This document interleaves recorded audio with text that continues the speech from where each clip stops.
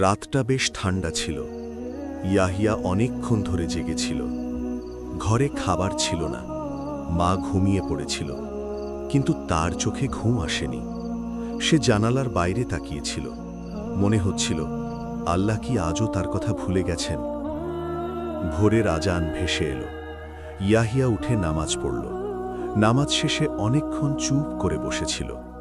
তারপর শুধু বলল, হে আল্লাহ, তুমি জানো। সে আর কিছু বলেনি। দিনটা তার জন্য ভারী ছিল।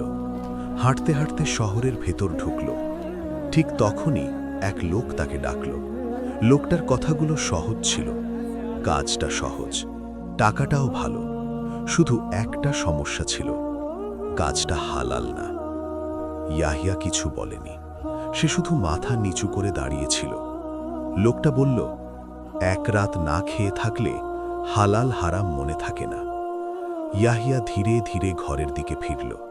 পায়ের শব্দ পর্যন্ত যেন ভারী লাগছিল। কিছু বলার ছিল না তার, শুধু নীরবতাটাই সঙ্গে করে নিয়ে ফিরেছিল।